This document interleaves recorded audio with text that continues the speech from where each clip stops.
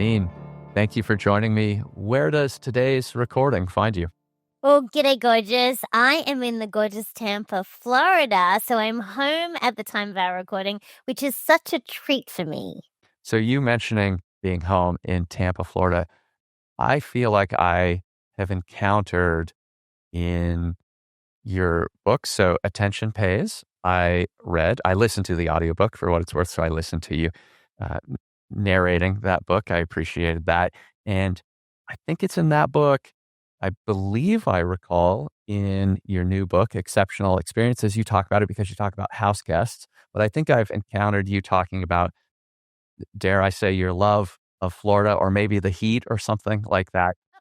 You have a great memory. Yes, because I'm originally from Australia. And so I feel like the temperature in Tampa with the insane humidity and the palm trees and all of the crazy critters and some of the cuckoo crazy people remind me of where my parents live in Australia. And so I do love the warmth. For nearly 15 years, Eric, we lived on the East Coast, halfway between Philly and New York. And so the ice and the snow was just a little bit too much for my husband after 15 winters of shoveling snow and ice. I loved where we lived because it was all four seasons. Tampa definitely does not have four seasons. That's the privilege of travel. I get to see the world, but I don't have to have as many winter clothes as I used to have. You know, you're reminding me as well that so I lived in Germany twice, and one time I lived in a building with quite a few Australians. I think they were all from the Sydney area, and they would talk about how cold it was when over there, of course, it was in Celsius, but the temperature would be 70 degrees, 75 degrees Fahrenheit. And they would talk about how cold it was. And to me, coming from at the time, Northwest Washington, I felt like it's hot. This is really hot, 75 degrees. You have to remember in Sydney, honey, it might get to like 32 or what is their equivalent of zero, maybe like once a year at midnight. Like they just don't understand. In Australia, we don't have that level of cold like we do in parts of the US. And it's certainly not equipped for that like we are in the US as well. And so as I travel around, I still obviously need to keep a winter wardrobe with the kind of travel that I do for clients I get to serve. But there is something lovely about wearing flip-flops and shorts in January in Tampa. I will say, I know that it's been quite a while since you moved to the US from Australia, but I recall my friends in Germany saying that if they had ever seen snow, it was in the Blue Mountains, I think is what they're called. Yeah, I remember as a kid we went to the mountains to see the snow, and it's such a novel thing. Whereas when you live in parts of the US, for example, where we're recording this, snow is just a part of people's lifestyle. And I remember having to learn to drive in snow, shovel snow, and snow's so pretty when you're inside with the fire burning and everything's cozy in that first snow, everything's quiet. But then it comes ugly and slushy after a few days. And so, yes, I love the novelty of snow, but I hate being cold. So that's why I'll take the heat any day of the week. I hear you. Well, you have touched a little bit on an answer to this question in talking about places that you've lived and all that. But I suppose if someone asks you, what do you do? Or to describe yourself, what's your answer to one of those questions? Meeting planners always describe me as the Energizer Bunny. And so if you're listening to this and you haven't actually seen it, I am 4'10" and a half. I am frequently in pink. I know I sound like I'm 5, but I get hired for the energy that I bring to stage. I am generally the business speaker that follows the CEO update. You know, the CEO always does the state of the nation at the conference. I tend to be the business speaker that follows. So as a client experience expert, I've been very privileged to speak to incredible clients around the world across a multitude of industries. But yeah, most meeting planners refer to me as the Energizer Bunny. And you've had it seems like an evolution in your career. If I look at your book, Attention Pays, for example, which I will let you do much better justice to the description of that book. But if I look at that and then your most recent book, which hopefully you'll describe as well, it seems like there's a different focus, but I can also feel like because your personality comes out so much, and if you look at what you've shared in social media over time, I feel like there's a pretty clear line. I'm just curious what, as you talk about meeting planners, not just, deeper into what it is that you do, but also what the evolution of your career or specialty has been over time? Yeah, if you go back even way before Attention Pays, I remember writing a book called Folding Time. And what the premise of that book was, and we can make that available to everyone as a PDF, Eric. It's an old book, but still one of the favorites of my clients. I'll share with you a PDF that you can put in the show notes. When I wrote Folding Time, I declared to the world that you can't manage time, but you can manage your attention. And that's when I was really speaking a lot about attention management. The evolution of that is one of the books you mentioned, Attention Pays. And yes, I do narrate the book. And I wrote Attention Pays because what I realized was it's our intention that makes attention valuable. And I've always said attention is about connection, right? And so, I'm known for that. And I have always had this mission of helping people feel seen and heard. And so that's a through line of everything I do. So when I got to work with so many more luxury and legacy brands, what I noticed that luxury brands do phenomenally well, Eric, is they know how to personalize and customize. They make people feel so special and seen. And so I started to do some deep research into that industry. As you know, I have the only research study of its kind in the world into luxury as a mindset. And that became the premise of the book, Exceptional Experiences: 5 Luxury Levers to Elevate Every Aspect of Your Business. Because what I realized is we can't manage time, we can manage attention. Attention is about connection. Luxury is about human connection. And so you're right about that through line. And every piece of work that I've published is always about helping people feel seen, heard, and valued. And what I've learned from working with luxury leaders around the globe is how they make their guests, the people who are in their retail space, how they allow them to have like this. Hospitality to me is like a system of care. And so in the book, we have systems of elevation. I am known for systemizing as much as I can in my life. And so that is definitely a common theme too. So you're right. There has been an evolution of my body of work. But look, just between you and me, the stealth message of the book is still, how as a leader do you help people feel seen, heard, and valued? I wrote down the statement that you made about helping people feel seen and heard, in part because I like that, but also you reminded me of, there's a gentleman, Alan Fine, who has coached athletes in the Ryder Cup, Davis Cup, PGA Tour, I believe Olympic athletes. I interviewed him in maybe episode 30 or something of my podcast. I was really excited when I got to speak with him. And he has a quote that I'm not going to get exactly correct. That I think the finest service we can give another human being is to make it safe for them to explore their own experience. I realize there's some difference here between your statement and that one, but I feel like they are quite complementary.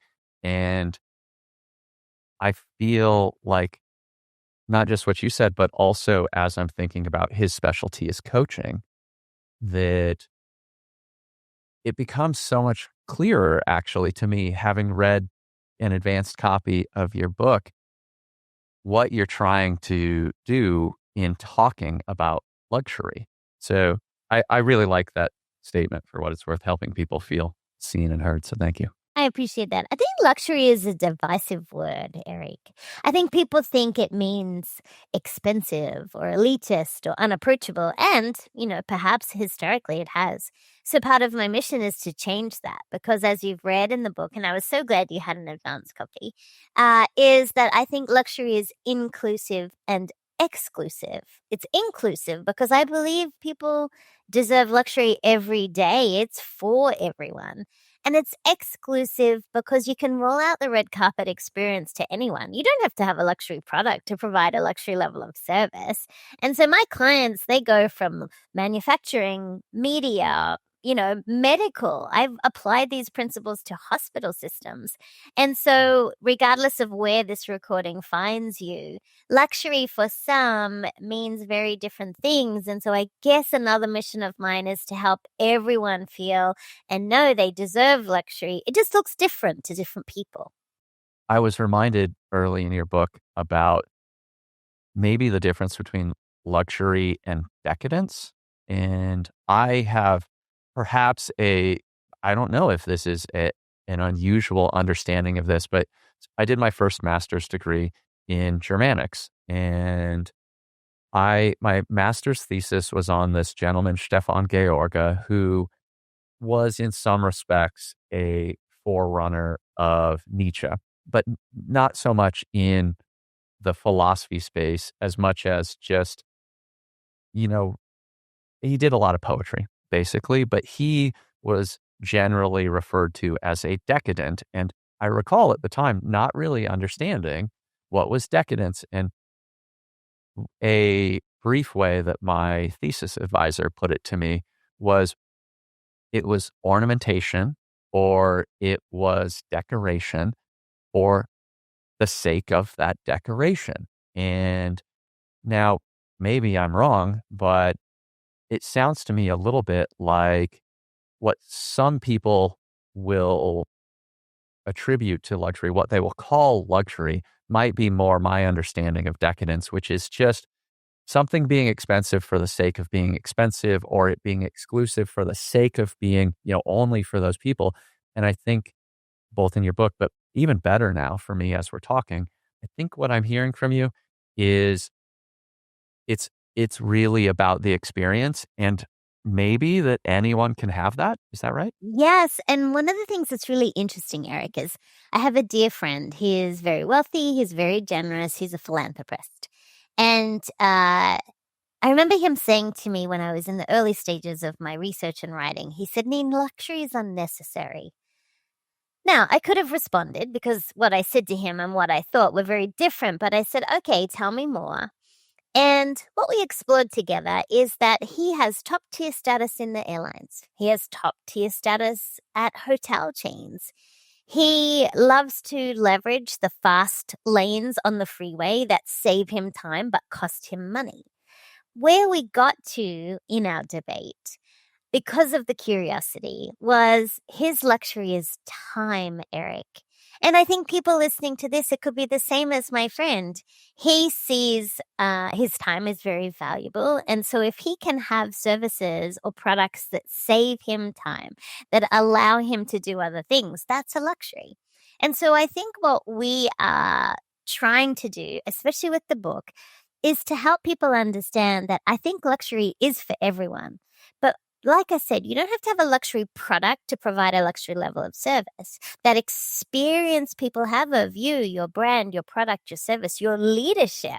The same things apply to leaders. If you really read the book in the way that I think you did, you start to see it's not just for brands to be able to apply this. It's leading teams. It's the experience that your internal clients, meaning your team members, have of you, not just your external clients, guests, patients, members, students, right? So the application, the way I wrote it was, I'm hoping that people will realize it's also a leadership and sales book, but it's about what you can personally and professionally apply for the experiences you create for others.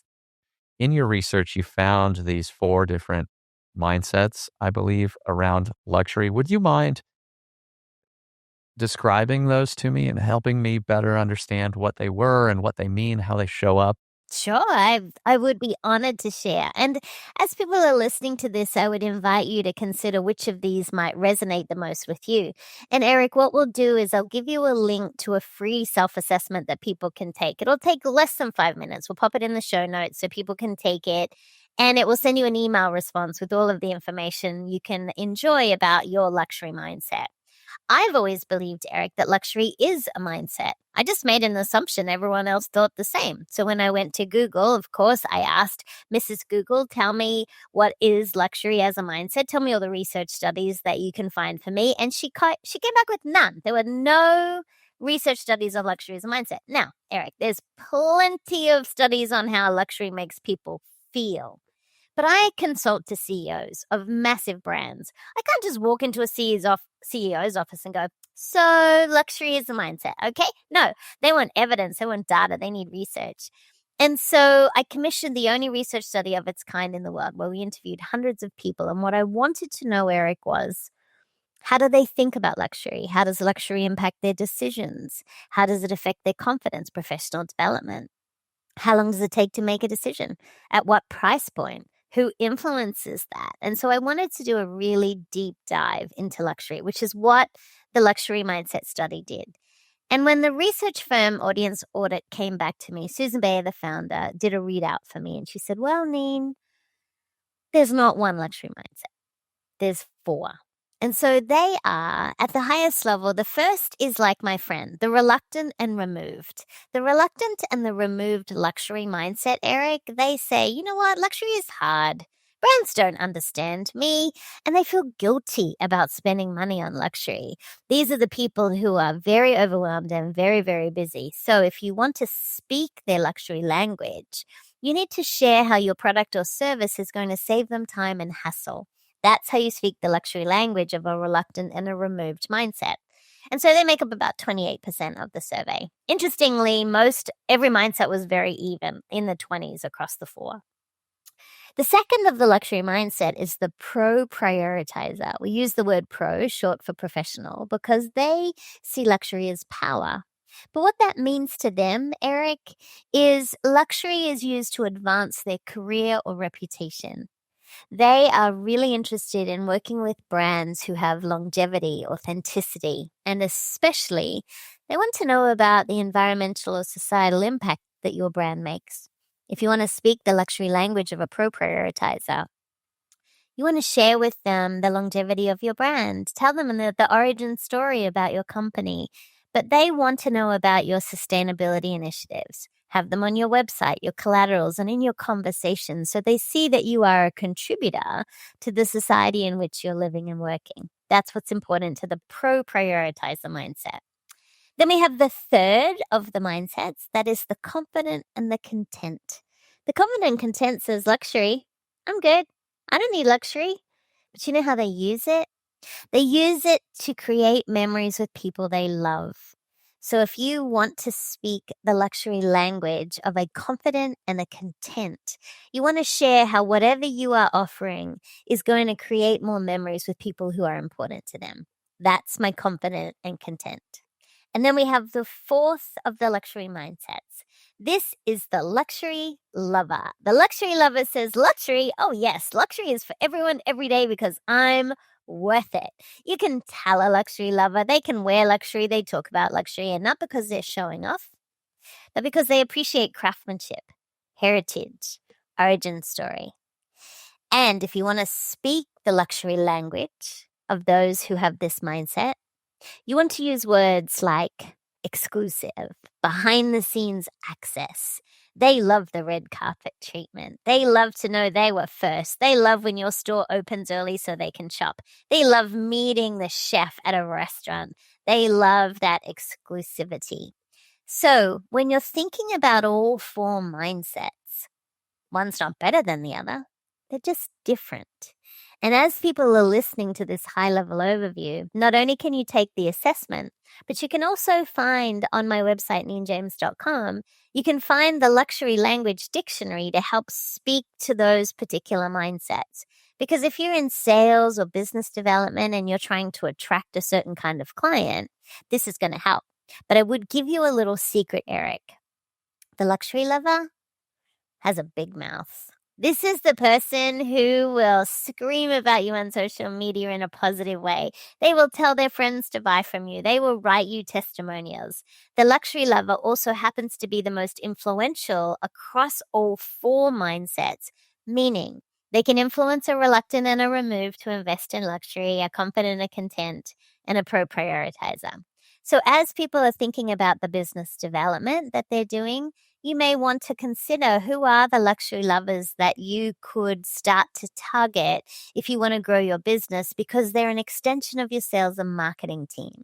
So these mindsets, and I've done this all over the world for people, It's really interesting to me. There are some professions that find themselves gravitating to a certain kind of mindset. And so as you're listening to this, I would love you all to consider what's yours, and then how is that influencing the way you show up as well?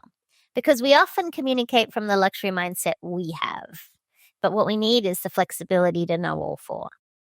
In reading your book, one thing that I think is really important for people to think about is, how applicable this might be. You were talking about how this is quite applicable, I think different words, but quite applicable to management and leadership. For sure. How applicable this is in a number of different scenarios if you can get past how you see luxury and understand maybe I do fit into one of these groups. And if I can understand that I do, if I can accept that, then maybe I can understand the value of speaking to someone else's perspective on time, attention, memories, whatever it is.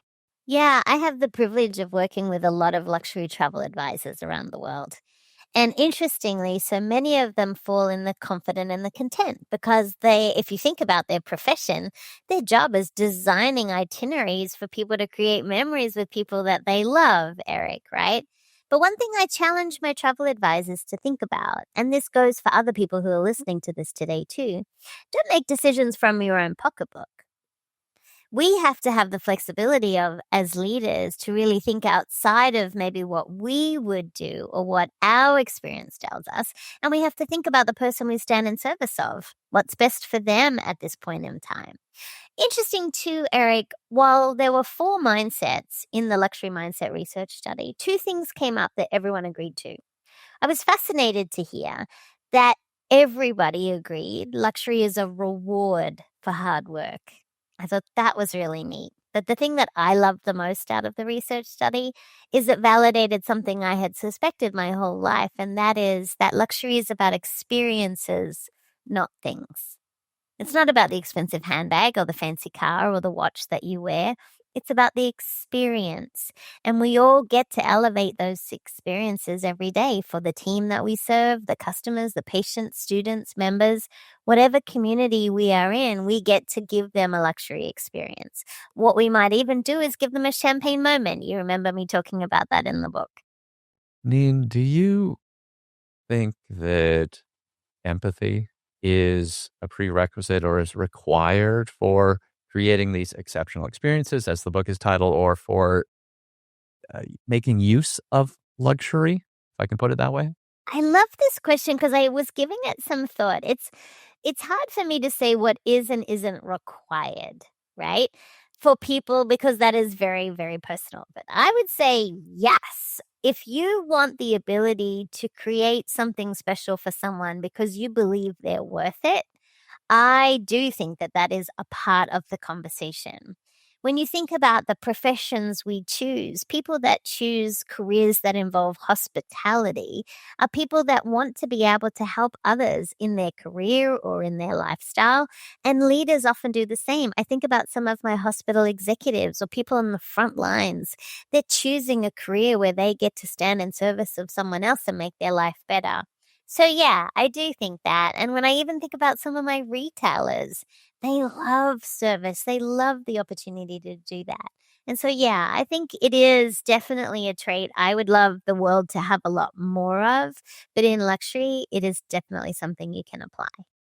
Neen, you referenced this sort of earlier, and I really wanted to ask you about it. You said something about luxury not necessarily being tied to the price tag. And those weren't your words, but it sounded like that to me.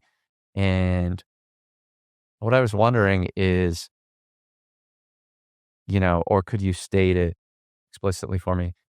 Is it possible for something that's low cost, or maybe even, if I put air quotes on this, cheap, that a low cost product or a cheap product or service to still create a luxury experience?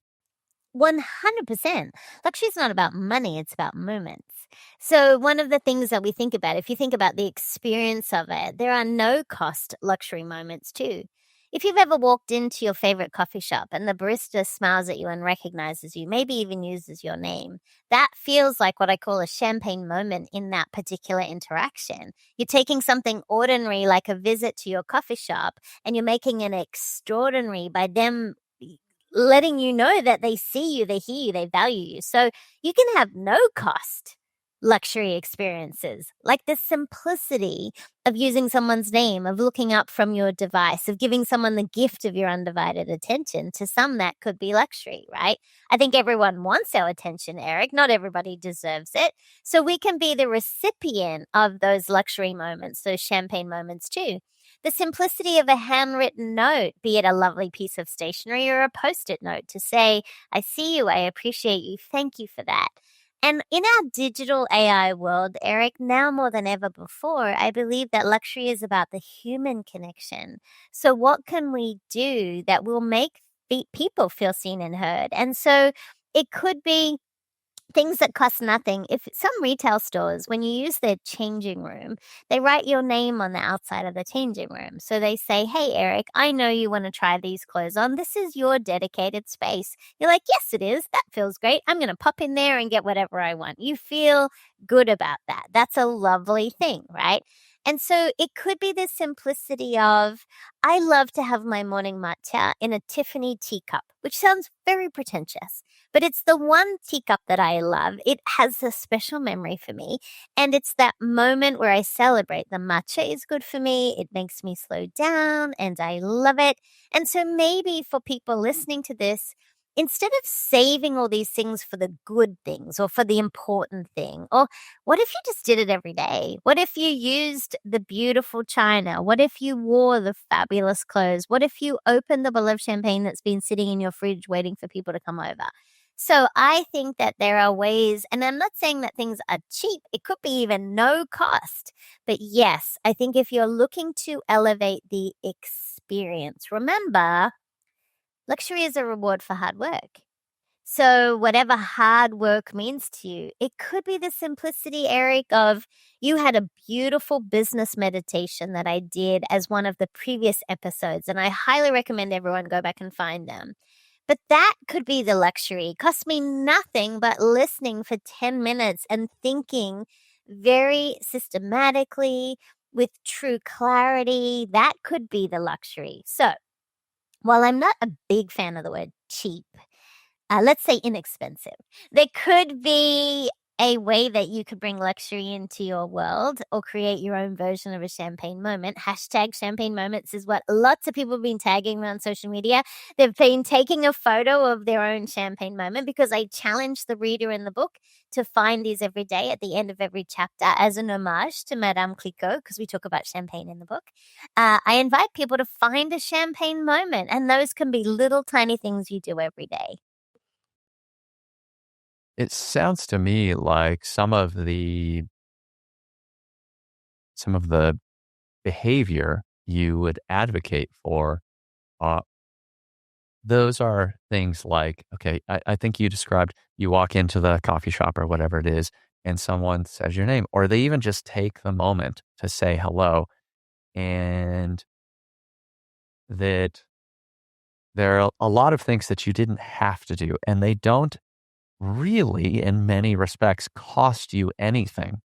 And by making it part of your standard practices, by taking the time to think about, you write in your book, something that is fairly well known. I think you wrote in your book at least about this, that the most beautiful word in the human language is your own name, more or less. Mm-hmm. Yes. And just remembering that and recalling that when I Slack a coworker, for example, maybe asking, how are you doing before jumping right into work, and other things. It doesn't have to be all of these. We don't have to Sure. add too many pieces of flair to our communication necessarily. But I think what I hear you saying is it doesn't have to always be that the top 1% of our customers get something special, quote Sure. unquote, but Yeah. rather that everyone can feel special because we treated them like a person, perhaps. Yeah, and I think, your top tier clients, they are receiving a certain level of service that might be different to everyone else, for sure. And that is deliberate and important. And I absolutely think that, that is something we want to think about. And I would add to that, and it was actually Dale Carnegie in his book, How to Win Friends and Influence People, written in the early 1900s, where he says a person's name is the sweetest sound. And I've never forgotten that. And so I will try and use it in my conversations. Now, think about even how you get to work. Some people drive, I fly. It's really the same. It's just a different form of commute, right? I find myself every week in multiple airports to fly to my clients. So I have systems in place to be thoughtful, what I call systemized thoughtfulness. So I make sure that I'm never on my phone as I'm walking to the gate so that I can scan my boarding pass, look the person in the eye and say, thank you for taking care of us today. Because that moment when everyone's ignoring them and they're trying to rally all those people down the jetway, I just want them to know I appreciate them. In the same way, when I get off the plane, I will always say to the crew, thank you for taking care of me today. And so one of the things I think it's important for us to do is we can have these easy, systemized thoughtfulness things that we do every day, but it just becomes a habit. But that also requires us to make choices. It means I choose not to be on my device when I'm standing in the line at the grocery store or I'm standing in the line waiting to board a plane, because the people around me deserve attention too. And so what I want to just challenge people to think about, you're always going to have email. There's always going to be meetings. There's always going to be a to-do list, right? That's just the life in which we lead. But what I want people to consider is that if you just take that moment and make that a champagne moment, you might be making someone's day, and that then has a ripple effect across the other people that they have the privilege of serving too. You talk in your book about being really curious about your house guests and ensuring that when they come to visit, you have taken one or more steps to make them feel like you paid attention and you really Right. care. And it seems to me, like, at least for you, if not also maybe for people who will find creating these exceptional experiences for others, that that that kind of conscientiousness, that kind of I'm the kind of person that pays attention and I'm the kind of person that is willing to put in just a little bit more effort. It seems to me like if you are highly conscientious, it must make this easier. I would suspect everyone who is listening to this, 99.9% of your listeners have that trait. Because why would they be listening to a podcast with such deep conversations if they themselves were not conscientious as well? So I'm going to make an assumption that everyone listening to this has that same level of conscientiousness because of what you're demonstrating. We're attracted to people where we resonate with their ideas. I also believe that there are so many people that have a mission. They are on this planet to do something, call it a calling or your meaning, whatever resonates with you. If you know that my mission is to create these significant moments for people, so everyone feels seen and heard, the level of consciousness or conscientiousness is like fun for me. So hospitality to me is a system of care. So when people stay in my homes, I want them to have a 5-star experience as if they were staying in a luxury hotel. From the robes I've set up from their welcome amenity. In advance, I want to know about their food intolerances, the things they hate. I even want to know their shoe size because I make sure I have slippers in the room that they can take home if they wish, they can wash and travel with. But I'm always thinking about, what could I do to make this experience really special? Sometimes it's just customizing the magazines that I put in the room for them based on their own interests or things that I know about them. Maybe it's the treats they enjoy and knowing their favorite candy or their favorite kind of fruit and having that available. But it's a very easy thing for me to do. And I actually even have it on my desk because I have guests coming. I literally created a checklist. So every time I have someone come to stay with me, I print out my checklist and then it's confirming certain things, it's understanding or it's checking about certain things. Because what I want is for them to go, This is like a retreat. Our house gets called the James Resort and Marina because people love to stay, and I love hosting people. And maybe you don't host people in your home. Maybe you love cooking for people. Maybe that's your form of showing that you care about people.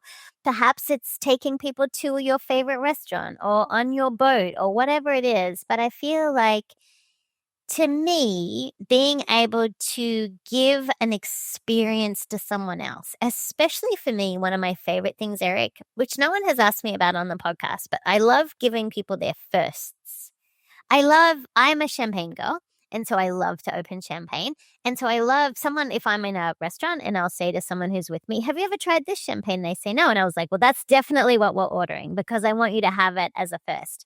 And so for me, giving people their firsts is really fun as well. And so sometimes I'll ask people, is there anything you haven't done in this city that you've always wanted to do? Or is there anything here that would be great for you to do? And so sometimes it's pretty easy to do that, right? But that comes back to that curiosity. I wish we could teach curiosity, Eric. I wish the world was more curious. And if we asked questions of each other rather than made statements about each other, I think the world would definitely be a kinder place. I want to loop back a little bit to something I think we were starting to touch on right before this, Neen, and something I was thinking when you were talking about house guests, for example. I was also thinking about not so much in that realm, but rather in business. I think that, you know, some of these behaviors that we might undertake, providing a champagne moment for a customer, or, you know, if we try to make a standard practice in our coffee shop that we say hello and ask someone's name or whatever it is, some of these things seem much easier to scale than others. And so not just when we were talking, but also when I was reading the book, I was wondering about how we make the idea of some of these exceptional experiences and bringing them out in the world, how we make that align with how we generally think about growth or scale or even being profitable in work or business nowadays. Yeah, but I mean, even think about the people who are delivering that profitability and growth. If you think about my home as the environment I like to host people in, translate that to the office. When you think about people who are working on premise with you, think about all of those spaces. Is the car park safe? Does it have the lighting that people need? Is it free from weeds and is it safe? Is the reception area one that is welcoming, or do you have ugly old dusty plants and old out-of-date magazines that nobody's going to read? In the staff lunch area, is it well lit? Do they have access to snacks and a variety of products? Or do you have one of those dirty old coffee machines that nobody wants to drink from? So it's also about investing in your people and knowing about your people. Some of the clients that I have, they invest significantly in making sure that the fridges are filled with snacks or a variety of beverages, and that they have not just one particular kind of milk, but they have a variety to cater for the team members there. The simplicity of that, does it cost money? Yes. But if we're investing in our team experience, what's going to happen is the ripple effect is those team members feel seen, heard, and valued. Therefore, they want to deliver a great client experience. As a client experience expert, I know when we take care of our team, it has a ripple effect, which means if our team is more engaged, if they feel more seen and valued, the morale will be higher, the productivity will be higher, the care of our clients will be higher. Therefore, they can't help but go out and represent our brand. So pay attention as a leader to the physical spaces that you're providing and ensure that people feel important and that they feel valued. They will then, I think, give a better level of service. How does it apply to growth and profitability? What I know to be true is, if you apply the experience elevation model in the book, which goes everything from capturing the attention of potential clients all the way through to having those same clients be advocates of you. If you have advocates out in the world, whether they're team members who advocate for your brand, so they recruit new talent, or whether they're clients who are advocates, who are telling the world about why they should be doing business with you, that will drive profitability. It drives revenue every time. So think of capturing attention as mind share, being top of mind. Think of creating advocates as driving revenue, market share, top of market. So it's top of mind, top of market. So you can absolutely apply this. But it's still about the human connection because it's still a human delivering that level of service. You can operationalize it, systemize it, you can streamline it, you can make things more efficient. But the reality is, it's still a human. It's a human to human business that many of your listeners are involved in. Neen, if you were going to go into, let's say, some sort of small local business, a residential construction company, and they build houses and they bring you in for some consulting. And are there things that you would ask them or things that you would look for in your experience to help diagnose or make a prescription for how they could begin to execute some of these things in their work? 100%. I would mystery shop them first. So I would walk into their office or in their car park or into their building with a fresh set of eyes, as if I was a brand new client. What do I notice? What do I see? What distracts me? What feels like luxury? What doesn't feel like luxury? Because sometimes we have to also find what are all the conflict points. Is it the automation? Is it the dirty windows? Is it the weeds growing in the garden? And so one way that businesses can easily do a quick audit is what doesn't feel like luxury, right? Because when we're in the business, we're not often focused on what the business is, what it looks like outside. So I would mystery shop first, right? So that's an easy thing to do, is just to get a sense of what is my experience as a brand new client walking into that space. But yes, I would be looking at the customer journey and meaning from the moment that I was on their website, what are their digital assets looking like? If I was physically in the office they had in my community, what does their physical office look like? How are their staff dressed? How do I get treated? What sort of words do they use? Are people looking at me when I walk in? These are things that cost a business nothing. But that level of giving that level of care to someone who walks in.